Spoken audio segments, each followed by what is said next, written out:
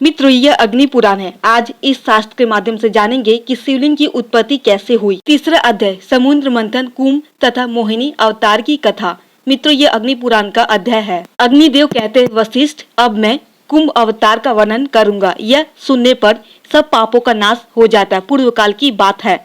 देवासुर संग्राम में दैत्यों ने देवताओं को परास्त कर दिया। वे दुर्वासा के शाप से भी लक्ष्मी से रहित हो गए थे। तब संपूर्ण देवता क्षीर सागर में शयन करने वाले भगवान विष्णु के पास जाकर बोले, भगवान आप देवताओं की रक्षा कीजिए।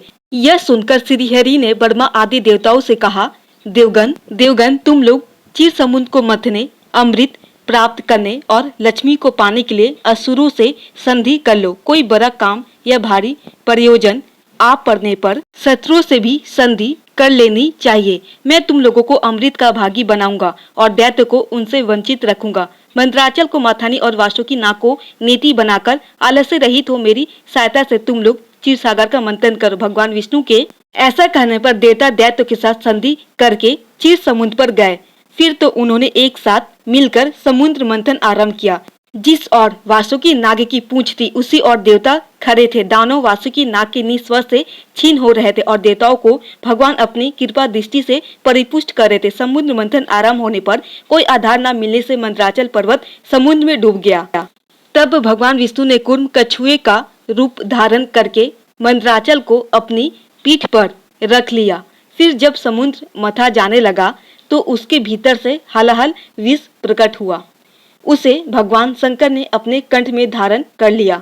इससे कंठ में काला दाग पड़ जाने के कारण वे नीलकंठ नाम से प्रसिद्ध हुए। तत्पश्चात समुद्र से वारुणी देवी परिजात वृक्ष कौस्तुभ मणि गौय तथा दिव्य अप्सराएं प्रकट हुई। फिर लक्ष्मी देवी का प्रादुर्भाव हुआ। वे भगवान विष्णु को प्राप्त हुई। संपूर्ण देवताओं ने उनका दर्शन और स्तवन किया।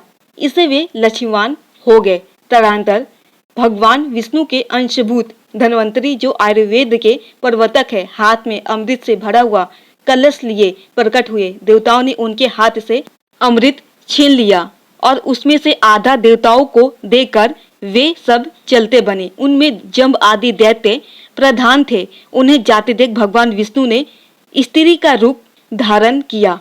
उस रूपवती स्त्री को देखकर दैत्य मोहित हो गए और बोले, सुमुखी, तुम हमारी भड़िया हो जाओ और यह अमृत लेकर हमें पिलाओ।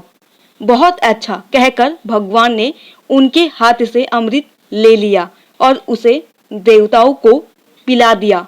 उस समय राहु चंद्रमा का रूप धारण करके अमृत पीने लगा। तब सूर्य और चंद्रमा ने उसके कपट वेश को प्रकट किया। यह देख भगवान श्री हरि ने चक्र से उसका मस्तक काट डाला। उसका सिर अलग हो गया और भुजाओं सहित धड़ अलग रह गया।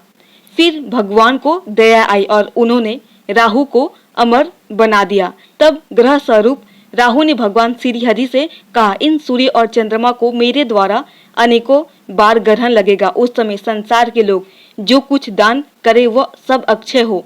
भगवान विष्णु ने तथास्तु कहकर संपूर्ण देवताओं के साथ राहु की बात का अनुमोदन किया।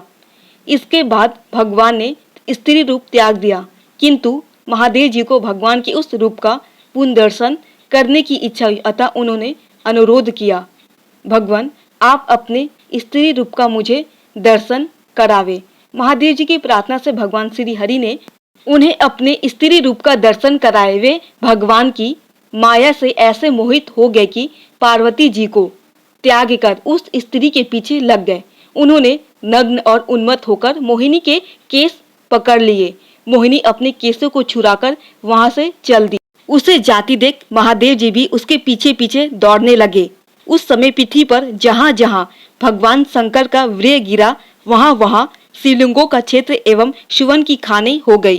तत्पश्चात यह माया है ऐसा जानकर भगवान शंकर अपने स्वरूप में स्थित हुए। तब भगवान श्रीहरि ने प्रकट होकर शिव जी से कहा, रुद्र तुमने मेरी माया को जीत लिया। पृथ्वी पर तुम्हारे सिवा दूसरा कोई ऐसा पुरुष नहीं है जो मेरी इस माया को जीत सके। भगवान के प्रयत्न से दैत्य को अमृत नहीं मिलने पाया, अतः देवताओं ने उन्हें युद्ध में मार गिराए। फिर देवता स्वर्ग में विराजमान हुए और दैत्य लोग पाताल में रहने लगे। जो मनुष्य देवताओं की इस विजय गाथा का पाठ करता है वह स्वलोक में जाता है। तो मित्रों यह थी शिवलिंग की उत्पत्ति का कारण। यदि यह जानकारी थोड़ी भी पसंद आई हो, कमेंट में हर हर महादेव अवश्य लिखे और चैनल को भी सब्सक्राइब कर ले।